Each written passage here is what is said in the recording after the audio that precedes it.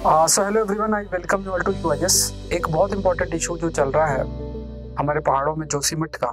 अब उसमें अगर हम ज़्यादातर लोग जो प्लेन एरिया में रहते हैं उनको समझना बहुत मुश्किल होता है कि आखिर में जो वहाँ प्रॉब्लम है वो असल में क्या है। बहुत सारा एक्सप्लेनेशन भी जो है वो हमने देखा हुआ है। मैं आज प्रयास कर रहा हूँ कि आपको एक्सपेरिमेंट के माध्यम से थोड़ा सा समझाया जाए। और इस एक्सपेरिमेंट के लिए मैंने ये पत्थर लिया आपके लिए, ये पानी है, ये टनल बनाने के लिए है। और ये नीचे अगर आप बॉक्स देखोगे, ये आपका जो है घर के रूप में मैं आपको शो करूंगा। और ये जो वायर आप देख रहे हो, ये वायर बेसिकली आप मानो कि रूफ वे है। और ये पीछे का जो आप स्ट्रक्चर देख रहे हो, ये का लैंडस्लाइड के रूप में आप मानो, जिससे कि आप इस पूरे एक्सपेरिमेंट में जोशीमठ के बारे में समझ सको। देखो, पहली चीज तो आप ये समझो कि जो जोशीमठ है, आप इमेजिन करो कि ये पूरा एक एरिया है। अब इसकी जो हाइट है वो लगभग मतलब असल में तो हाइट इसकी ज़्यादा नहीं है, बट वहाँ से आप सोचो कि लगभग 6000 मतलब 6150 समथिंग इतना फीट की हाइट है, जहाँ पे जोशीमठ आपका लोकेटेड है। और जोशीमठ से होते हुए फिर केदारनाथ भी हम जाते हैं तो बहुत ज़्यादा इंपॉर्टेंट उसका लोकेशन भी बन जाता है। अब जनरली क्योंकि उसका लोकेशन कुछ इस प्रकार से है, इतनी हाइट में होने की वजह से हमेशा से कई प्रकार के जो चैलेंजेस हैं वो बने रहते हैं। लेकिन अगर उसका आप नेचर को समझने का प्रयास करो तो दो बातें हमें जानना है। कहीं भी जब आप कंस्ट्रक्शन करते हैं, कहीं भी अगर आप कंस्ट्रक्शन करते हैं तो कंस्ट्रक्शन में ये बहुत जरूरी है कि जिसके ऊपर आपका बेस बने वो बेस आपका मजबूत होना चाहिए। मतलब एकदम जैसे प्लेन एरिया में जब घर बनते हैं तो नींव डाली जाती है और फिर बड़े बड़े घर जो है वो आपके बनते हैं। अगर नीचे का स्ट्रक्चर स्ट्रांग नहीं होगा तो घर आपके बहुत मुश्किल बन पाएंगे। तो जो जोशीमठ का नीचे का इलाका है वो पूरे आप मानो कि जैसे मान लो बहुत सारी ऐसे मिट्टी पत्थर जो है वो इकट्ठा हुए हैं और इस प्रकार का एक एरिया है। इमेजिन आपको करना है, ठीक है, क्योंकि असल में ये जोशीमठ नहीं है, तो आपको इमेजिन करना है।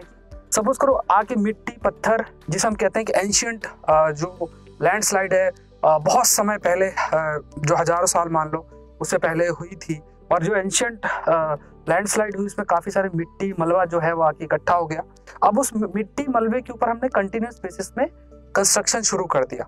ग्लेशियर्स भी थे जो कि मेल्ट हुए, तो उसमें जो आपके पत्थर और सब जो बचे रहते हैं, मॉरेन शब्द भी हम इस्तेमाल करते हैं, वो भी आपका प्रेजेंट है। तो जोशीमठ के नीचे का जो एरिया है उसमें क्या है, बेसिकली आप देखो तो एक स्ट्रक्चर बना हुआ है।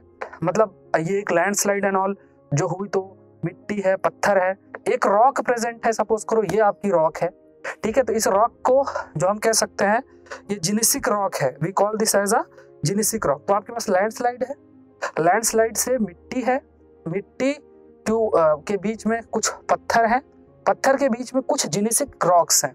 ये जो ये जिनेसिक रॉक होते हैं, इनका अगर आप नेचर समझो तो नेचर कुछ इनका इस प्रकार से होता है कि ये बहुत अधिक ज़्यादा जुड़ के नहीं रहेंगी।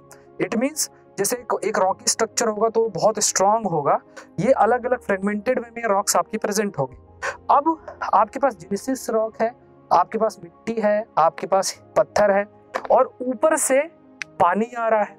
पानी मान लो ये बॉटल है। अब आप इमेजिन करो कि ये आपका बॉटल है और इस बॉटल से आपने जो है पानी निकाला, मान लो आप नदी के रूप में लो, तो यहाँ से ऐसे पानी आ रहा है, बहुत तेजी से जो है ये पानी आ रहा है नदी, क्योंकि बहुत सारी वहाँ से नदियाँ, तो पानी आपको बहुत तेजी से पानी आ रहा है। आप खुद इमेजिन करो पानी के बॉटल से यहाँ सॉइल इरोजन हो गया।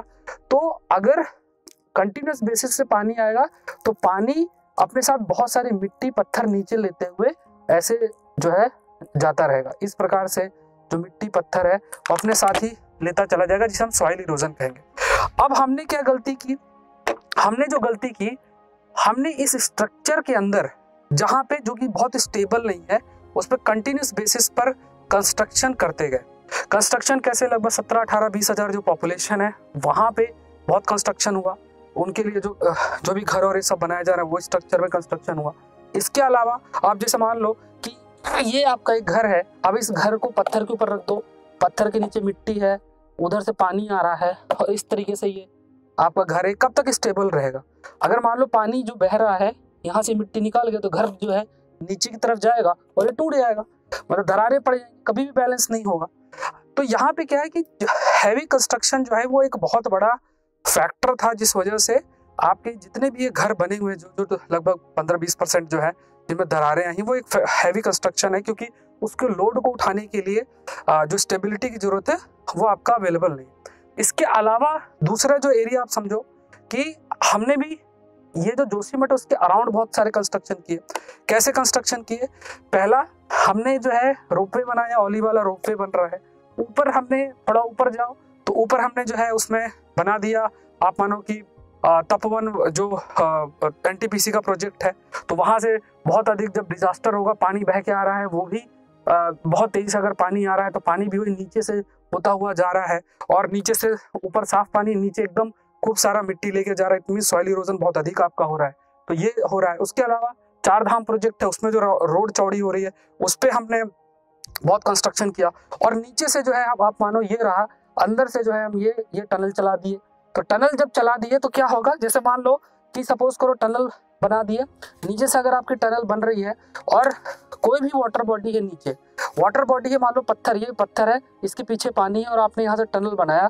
टनल जैसे ही बना, इस पे जैसे टनल का कंस्ट्रक्शन आप करोगे, ये टूटेगा।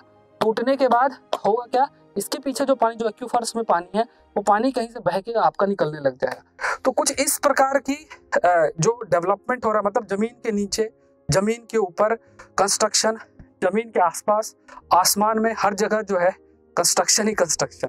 तो अगर स्लोप स्टेबिलिटी नहीं होगी, जो कंक्रीट स्ट्रक्चर चाहिए वो नहीं है, हैवी कंस्ट्रक्शन होगा, आसपास पूरा हम जो इकोसिस्टम को मेंटेन करना वो नहीं रखेंगे, तो फिर इस प्रकार का जो डिजास्टर है वो डिजास्टर फेस करना पड़ सकता है। तो ये बहुत एक बड़ा लेसन है कि जो भी हिमालयन रीजन में डेवलपमेंट हो, कंस्ट्रक्शन हो, उसमें इन सब बातों को सोचा जाए, समझा जाए, और उसके बाद ही जो कंस्ट्रक्शन है उसका एक्सपेंशन किया जाए और प्रयास किया जाए टूरिज्म भी, इको टूरिज्म और सस्टेनेबल टूरिज्म की तरफ जो है वो प्रोसीड किया जाए। तो आई होप ये थोड़ा सा ज्योग्राफी विथ एक्सपेरिमेंट एस्पेक्ट आपको समझ में आया होगा। समझ में आया होगा तो जरूर से सेशन को लाइक करें। अनअकैडमी से आप मुझसे जुड़ सकते हैं, जो कोड यूज करना है दैट इज SPLIVE, unacademy.com में जाए, UPSC CSE सेलेक्ट करें और you can use the code SPLIVE। Current affairs के लिए आप मुझसे जुड़ सकते हैं। जब अनअकैडमी से आप जुड़ते हैं तो आप टॉप एजुकेटर के पॉलिटी, हिस्ट्री, ज्योग्राफी, इकोनॉमिक जितने भी सब्जेक्ट उन सभी कोर्सेज को भी आप एक्सेस कर सकते हैं। तो आई होप ये सेशन आपके लिए हेल्पफुल रहा होगा।